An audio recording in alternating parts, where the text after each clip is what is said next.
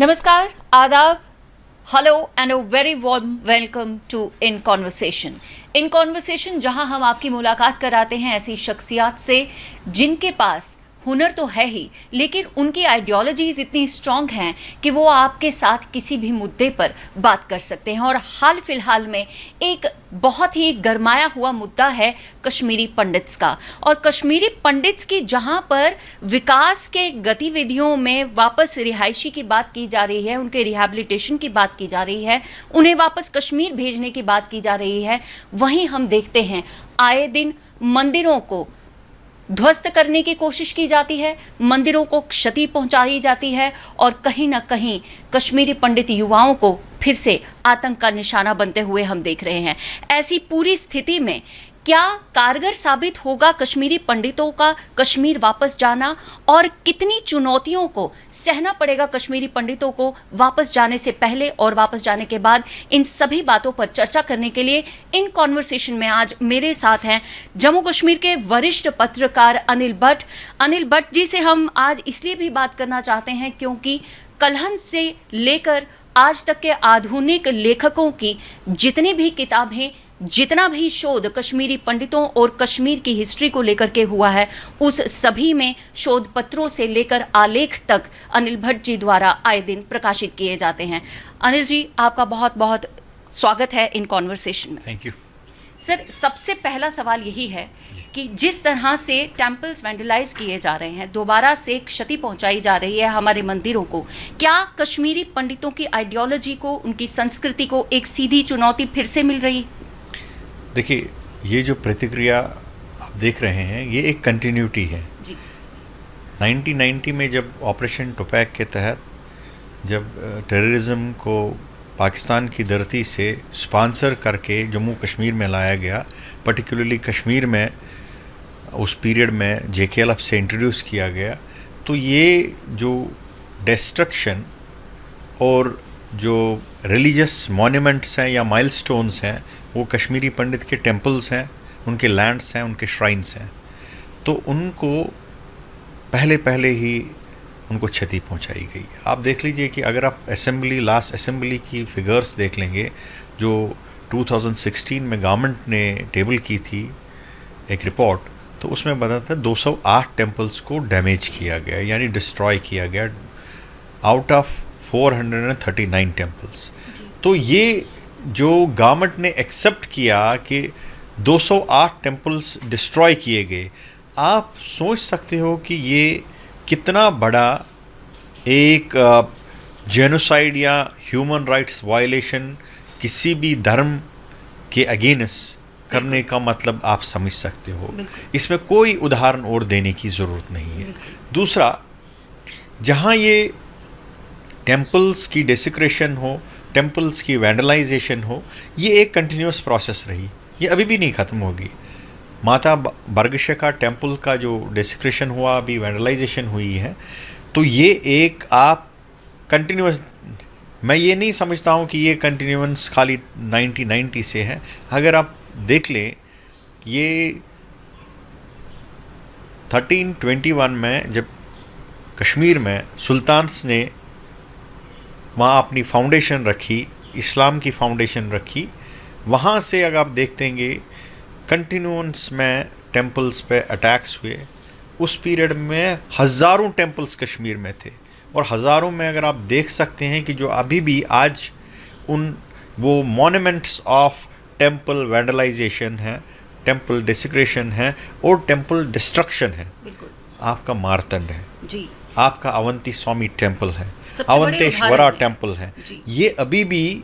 अब आप बर्गशिखा टेम्पल को हम ले लेंगे तो हमने वही कंपैरिजन करना है मारतंड के साथ, अवंती स्वामी टेम्पल के साथ, अवंतेश्वरा टेम्पल के साथ, सुगंधेश्वरा टेम्पल के साथ। और ये वो टेम्पल्स थे जो रॉक कट टेम्पल्स थे, यानी प्योर रॉक फॉर्मेशन से बनी हुई एंशिएंट टेम्पल, जो कभी 9th सेंचुरी में बने हैं, 8वीं शताब्दी में बने हैं, 7वीं शताब्दी में बने, डिफरेंट किंग्स ने बनाए हैं, और इनका एक वर्चस्व वर्ल्ड में उस पीरियड में था, और वो डिस्ट्रॉय किए गए थ्रू सुल्तान्स।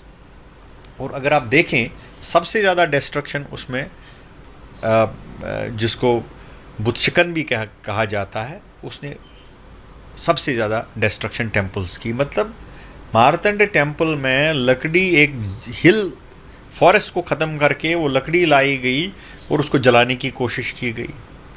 मार्तंड टेम्पल, सूर्य टेम्पल एक आइडेंटिटी है कश्मीरी पंडित की, कश्मीर सभ्यता की, सरस्वत कश्मीर सभ्यता की और शारदा देश की।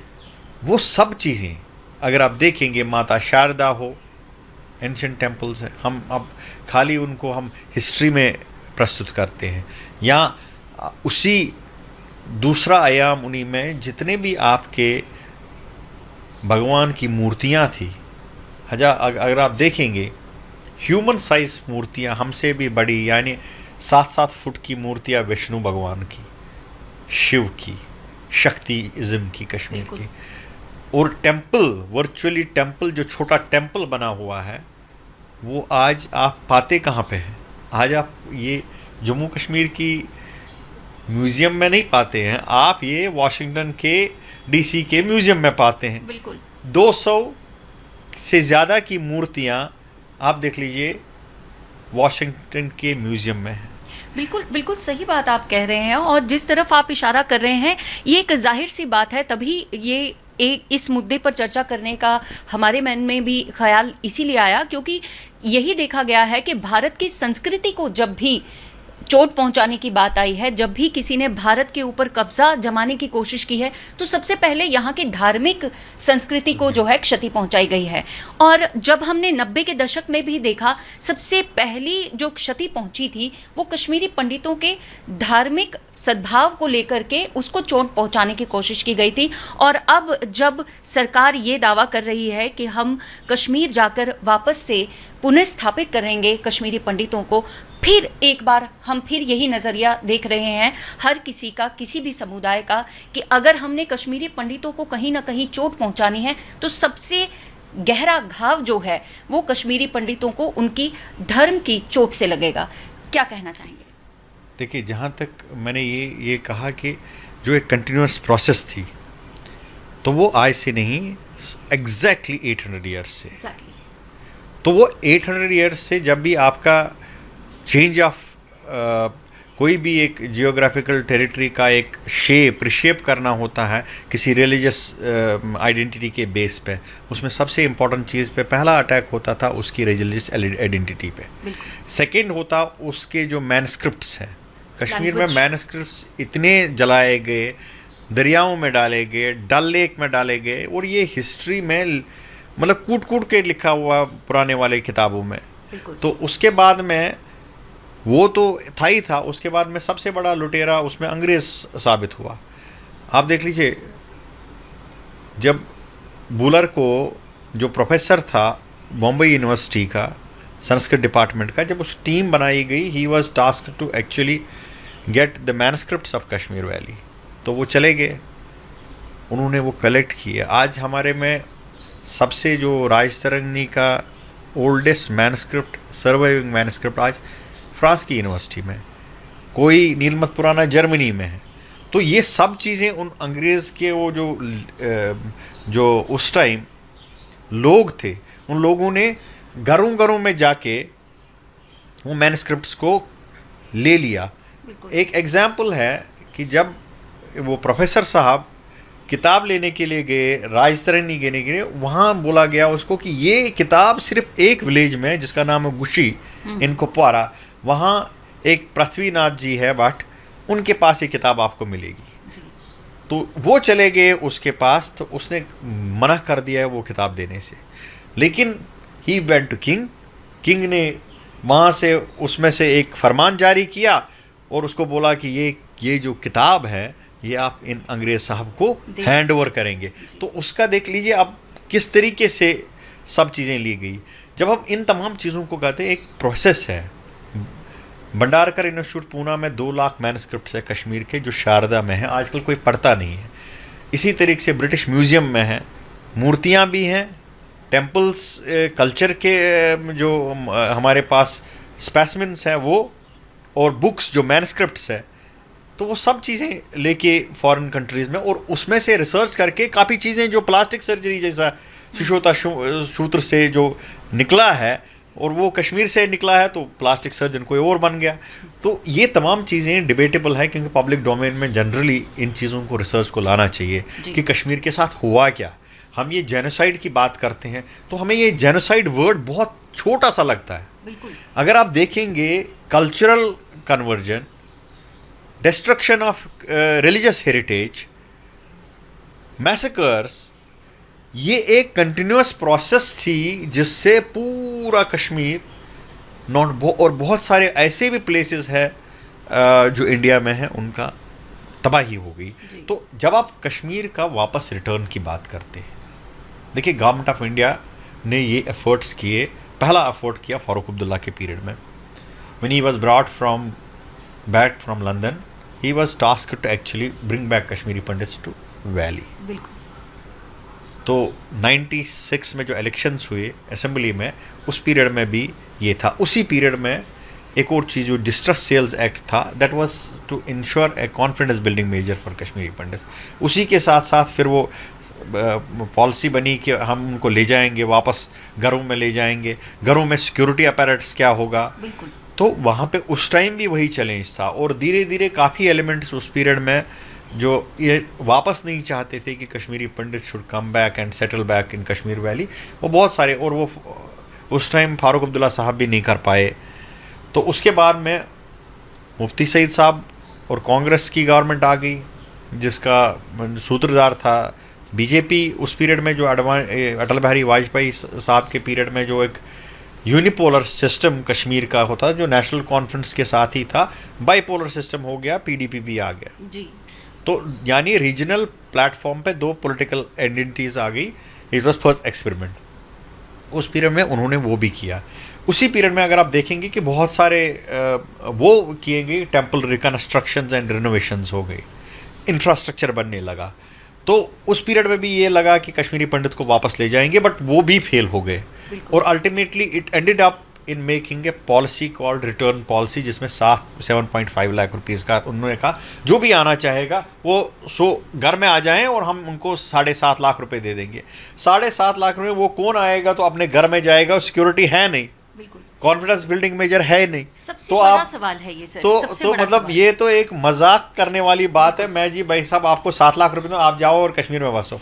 ये सबसे बड़ी बात है अनिल जी कि सब जहाँ जिस जगह पर आपके मंदिर 4 दीवारी हैं, आपकी शिलाएं सुरक्षित नहीं हैं, ऐसे माहौल में आप कहते हैं कि आप यहाँ से फिर एक बार, क्योंकि वहाँ से अप्रूट होकर, अपने ग्राउंड से अप्रूट होकर कश्मीरी पंडित अलग अलग जगहों पर जाकर फिर बसे, रीरूट हुए, फिर से अपने आप को खड़ा किया, और अब फिर उन्हें कहा जा रहा है कि 30 साल 32 साल जहाँ आपने अपनी जड़ें फिर बनाई, इन जड़ों को फिर आप उखाड़िए और फिर आप जाइए और वहाँ जाइए जहाँ पर हम आपकी सुरक्षा नहीं कर पाएंगे। देखिए ना, जब ये एक छोटा सा एग्जाम्पल है कि एक टेम्पल की का डिस्क्रिप्शन है। जब आप इसी चीज़ को लेके चलते हैं कि वो भी फेल्ड हो गए मुफ्ती सईद साहब, फिर आगे चले, फिर बीजेपी की गवर्नमेंट, बीच में गवर्नर रूल भी था, बीजेपी गवर्नमेंट ऑलमोस्ट ये ऑल तक। अब इस पीरियड में गवर्नमेंट ऑफ इंडिया ने ट्राई की कि बड़े मेजर मल्टी सेक्टोरियल तरीके से हम एफर्ट्स करेंगे, जिसमें डोमिसाइल एक था कि जो 41 से कोई भी कश्मीरी निकला हो या जम्मू कश्मीर का जो भी कोई नागरिक निकला हो, उसमें पीओ के रिफ्यूजीज़ भी आते हैं, उसमें जो मुजफ्फराबाद से उठ के वो लोग चले गए थे वो भी आते हैं। मतलब डिफरेंट लोगों के लिए एक जामा बनाया था कि जो कश्मीर से किसी भी टेरर की वजह से यहाँ छोड़ के चले गए, उन लोगों को वापस बसाने की बात थी। डोमिसाइल आ गया। उसके बाद में आज आपका जो लैंड का है, किसी ने एनक्रोचमेंट की, वो ये एक बहुत सारे मल्टीलैटरल एक तरीके से स्ट्रेटजिक पॉइंट्स लिए गए थे ताकि हम ट्राई करें कि कश्मीरी पंडित को एक माहौल बनाएं। लेकिन जब महबूबा मुफ्ती के पीरियड में टाउनशिप्स की बात आई, तो उस पीरियड में देखिए कितना entire separatist, even main stream political parties ने, आप जी घर में जाएंगे, अगर कोई भी पॉलिटिकल लीडर आज की डेट में कोई भी बोले, किसी भी पॉलिटिशियन को बोल रहे, आप नेशनल कॉन्फ्रेंस के लीडर्स को ले लेंगे, आप कांग्रेस के लीडर्स को ले लेंगे, आप पीडीपी के लीडर्स को ले लें, कोई भी अपने गांव में जो जहां से वो आया है वहां नहीं बसता है, बिल्कुल ठीक है, और जहां बसता है वो पूरे सिक्योरिटी के बंदोबस्त में रह रहा है। अगर वो लोग जो उस तरीके से रह रहे हैं, तो आप क्या इमेजिन कर सकते हैं कि जो कश्मीर में कश्मीरी पंडित को आप बोलेंगे कि अपनी जगह पे जाके बसो, क्या वो वहाँ पे सिक्योर होगा? क्या हो सिक्योरिटी का क्या अपैरेट्स होगा? मेरे साथ मेरे फ्रेंड्स हैं, मैं पर्टिकुलर एक गांव में रहता हूं, उसका नाम है अशमुजी, कुलगाम में है, ठीक है।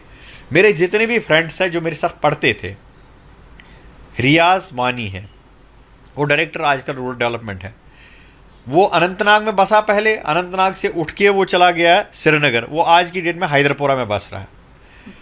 मेरा दूसरा फ्रेंड है शाहीन, वो इंडियन नेवी में, दोनों ने हमने क्वालिफाई किया था उस टाइम एनडीए, मैं गया नहीं, वो चला गया, ही ज्वाइन नेवी और वो बम्बई में बस रहा है।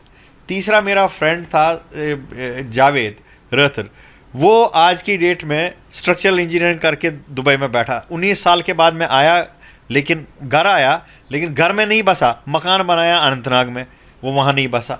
इसी तरह से ये बहुत सारे मेरे फ्रेंड्स जितने हैं, अब मुझे बताइए जो मेरे साथ बड़े पले हुए, अगर वो अपने गांव में आज नहीं रह रहे, how do you expect me to live go back and live in the same village, जहाँ पे मेरा आज की डेट में किसी के साथ ताल्लुक नहीं होगा, जितने भी मेरे फ्रेंड्स हैं या एक्विटेंसेस हैं, और ये मेरी एग्जाम्पल नहीं है, ये बिंदिया जी की भी एग्जाम्पल हो सकती है, ये किसी भी कश्मीरी पंडित जो हमारी जनरेशन के होंगे वो सभी की हैं। जाहिर सी बात है सर, जाहिर सी बात है, 30 से 32 साल हो गए हैं अब, और generations have changed here and there as well. एक आइडियोलॉजिकल डिफरेंस आ चुकी है, एक साइकोलॉजिकली अगर हम देखें तो वहाँ का युवा जो है वो एक्सेप्ट नहीं कर पाएगा। तो सबसे पहले क्या ये ज़रूरी नहीं है कि वहाँ जाकर हमें सबसे पहले वहाँ के रहने वाले लोगों को एक अवेयर कराना पड़ेगा, एक काउंसलिंग उनकी करनी पड़ेगी, एक साइकोलॉजिकल उनको एक वर्कशॉप देनी पड़ेगी, ताकि वो हमारे धर्म को और उसके बाद हमारे समुदाय को वापस से एक्सेप्ट कर सकें, because 32 years is a long period. नहीं, वही सबसे इम्पोर्टेंट चीज़ तो वही है, क्वेश्चन तो यही है, क्वेश्चन है कि आपका एक्सेप्टेंस इन ए पर्टिकुलर, लेकिन उस एक्सेप्टेंस में जब भी कभी बोला गया, और जब लास्ट पीरियड में ये डिसाइड किया गया, we will set up transit camps was not meant for employees, basically वो सभी पॉपुलेशन को वापस लेने के लिए, पहले आप एक ट्रांजिट में रहेंगे, आप 5 साल 6 साल आप ट्रांजिट में रहेंगे, जब आपको कॉन्फिडेंस रहेगी आप जाइए अपने घर में मकान बनाइए, आप अपनी खेती कर दीजिए, आप अपने ऑर्चर्ड्स को, एप्पल ऑर्चर्ड्स को ले लीजिए, कोई भी चीज़ आप एक्टिविटी कर सकते हो। लेकिन वो ट्रांजिट कैंप वाला एक्सपेरिमेंट भी फेल हुआ। तो उसके बाद में अगर आप एम्प्लॉयज़ की बात करो, जो आप पीएम पैकेज एम्प्लॉयज़ की बात करें, पीएम पैकेज एम्प्लॉयज़ को आपने लिया, 3000 फैमिलीज़ रह रही है। लास्ट के 2010 के बाद में मैं बोल रहा हूँ कि 10 साल से आज तक 11 साल हो गए उनको रहे हुए कश्मीर में। Not even a single person has set up his constructed his house. क्यों?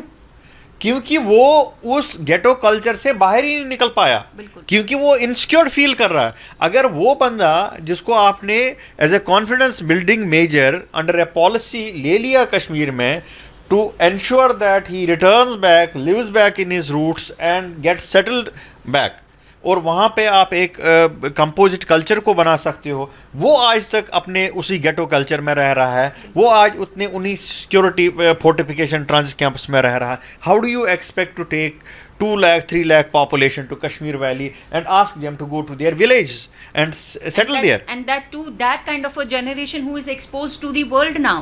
That is the point, because you don't have any connect with that generation at all. Exactly. तो जो हमारी जनरेशन है, मैंने अपनी एग्जाम्पल जो दी है, ये सभी हमारे उस जनरेशन के साथ है।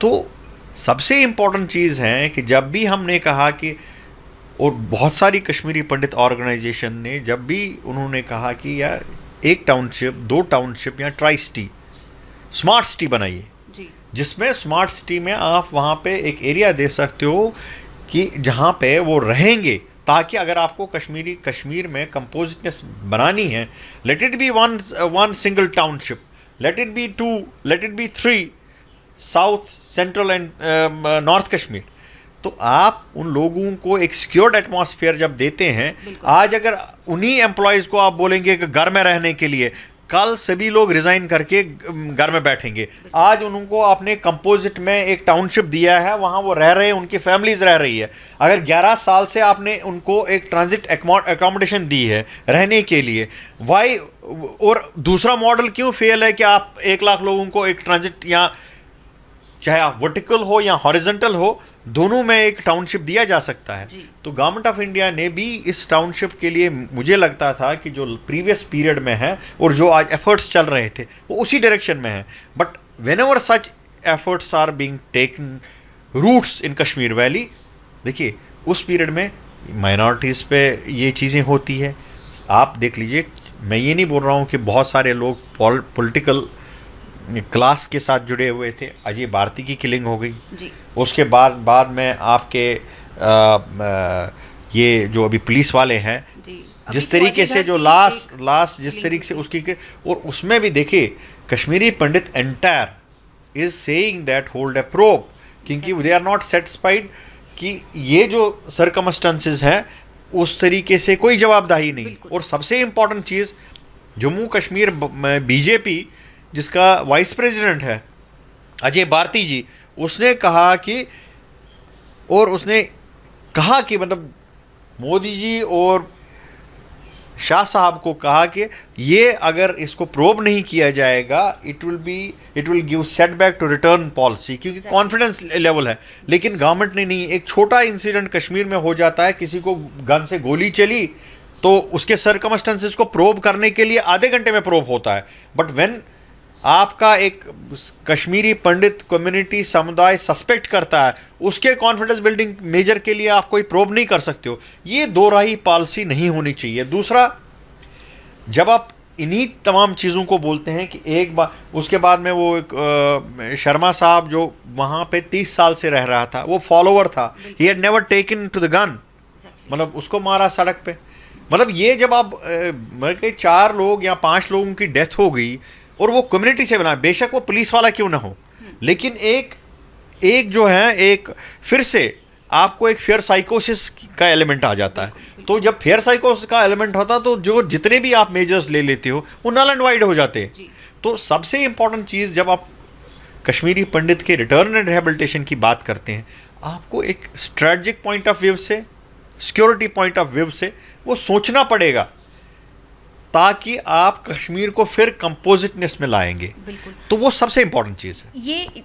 ये एक सुनिश्चित करना पड़ेगा केंद्र सरकार को, या किसी भी तरह की जो भी सरकार यहाँ जम्मू एंड कश्मीर में थोड़ा अमन लाना चाहती हैं, और ख़ास तौर पर जो कश्मीरी पंडित समुदाय को वापस भेजना चाहते हैं, तो उनके लिए सबसे बड़ी जो एक चुनौती है और सबसे बड़ा जो काम है वो यही होगा कि आप एक कॉन्फिडेंस बिल्डिंग मेजर तो बनाएं, लेकिन इस तरह का कॉन्फिडेंस मेजर हो कि जहां वहां रह रहे समुदाय और जो वहां से बाहर खदेड़ा गया है उस समुदाय, दोनों की जनरेशन्स को कलेक्टिवली इकट्ठे बिठाकर एक असर्शन से, एक यूनानिमस डिसीजन से कॉन्फिडेंस बिल्डिंग होगी। तभी जाकर के आप सिक्योरिटी पॉलिसीज़ बना सकेंगे, और तभी शायद उन सिक्योरिटी पॉलिसीज़ का जो है, उन सेफ्टी पॉलिसीज़ का जो है, वो हमें कारगर एक स्वरूप नज़र में आएगा कश्मीर में। इन्हीं सभी बातों के साथ और कई सवाल हैं अनिल जी, जिनका हम जवाब ज़रूर ढूंढने की कोशिश करेंगे, लेकिन अभी आज के इस इन कॉन्वर्सेशन के अंक में आने के लिए आपका बहुत बहुत शुक्रिया। नमस्कार। इन कॉन्वर्सेशन में आज हमारे साथ जुड़े अनिल भट्ट जी, वरिष्ठ पत्रकार जम्मू कश्मीर के, जिन्होंने आज ऐसी परतें खोली हैं जिनसे अगर उन पर विचार किया जाए तो केंद्र सरकार को रिहैबिलिटेशन पॉलिसीज़ और सेफ्टी मेजर और कॉन्फिडेंस बिल्डिंग मेजर्स की जो पॉलिसीज़ फ्रेम करनी है, उनमें ज़रूर कहीं ना कहीं सहायता प्राप्त होगी। इन कॉन्वर्सेशन में इसी तरह के मुद्दों पर आगे भी ऐसी ही शख्सियात से बात करते रहेंगे और आपकी मुलाकात कराते रहेंगे। तब तक के लिए this is Bindiya Tiku signing off for now.